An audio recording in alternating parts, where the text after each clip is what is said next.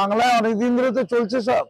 কংগ্রেস সরকার ছিল, সিপিএম সরকার, তৃণমূল সরকার, লোকের তো নাবিশ্বাস উঠে গেছে না। লোক একটু নতুন কিছু, নতুন ওয়েব, নতুন কিছু আলো, নতুন কিছু স্বপ্ন নিয়ে নতুন কিছু আনা, এটা করতেই পারে। এখন তো বিরোধী বলতে বিজেপি, বিজেপিকে তো পরীক্ষা করার জন্য এখন নিতেই পারে, দেখতেই পারে। তাই বিজেপির যোগ্য নেতৃত্ব লাগবে, যোগ্য লোক বিজেপি থাকুক, তারা ক্ষমতা নিয়ে আসুক, মানুষ বাঁচুক। বাংলার মানুষ বড় কাঁদছে, এই দুঃখের দিন দূর। মানুষ কি স্বপ্ন দেখবে? যা আছে তাই থাকবে।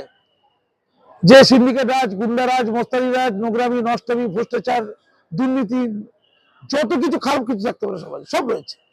এবং বাংলা ধীরে ধীরে একটা ভিখারি জাতিতে পরিণত হচ্ছে। বাংলার বাঙালিরা অসম্মানের বলি হচ্ছে গোটা বাংলার বাঙালিরা, গোটা দেশে।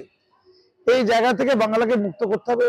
যেমন আছে তেমনই থাকবো, এটা কখনো সমস্যার সমাধান হতে পারে না। তাই বাংলার মানুষ একটুখানি পরীক্ষা করে দেখুক। সিপিএম তো আসবে না, কংগ্রেসও আসবে না, তাহলে আসবেটাকে? দিদির বিকল্প কি হবে?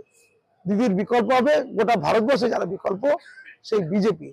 অন্তত তাদেরকে একবার পরীক্ষামূলকভাবে সুযোগ দিয়ে দেখুক না, তাতে তো বিরাট কিছু ক্ষতি হয়ে যাবে না। তারা ভালো চললে থাকবে, না চললে আগামী ইলেকশন তাদের সরিয়ে দেবে।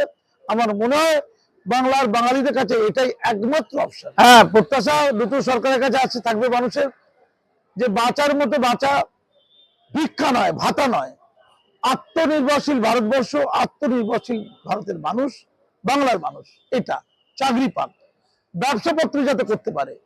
লোন দেয় না বাঙালিদের, আজকাল লোন দেয় না লোকেরা, ব্যবসা কি করবে? তারা যেন মাথা উঁচু করে থাকতে পারে, শান্তির সাথে থাকতে পারে। পাশের প্রতিবেশী তারা আক্রান্ত আর ভয়ে বাঙালি বাস করে, এটা কোনো জীবন? এই জীবনে কোনো মূল্য আছে? সেই মুক্ত চিন্তার বাঙালি থাকুক, বাংলার সংস্কৃতির মতো বাঁচুক, বাংলার বাঙালিত্ব মর্যাদার সাথে বাঁচুক। আর এই বাংলাকে সোনার বাংলা করার কথা বলি। সোনার বাংলা বলতে কি বোঝা? সোনা দিয়ে করা নাকি? না, সুখের জীবন করা, খাদ্য, বস্ত্র, অন্ন, ক্ষমতায়ন, মর্যাদার সর্বত্র বাঙালিরা তাদের সক্রিয়তায় নতুন করে জেগে উঠুক। সেই আসল বাংলা, সেই পরিচ্ছন্ন বাংলা জেগে উঠুক, এটা প্রত্যেক লোকের দাবি। সেই দিকেই বাংলা লোক এগোবে।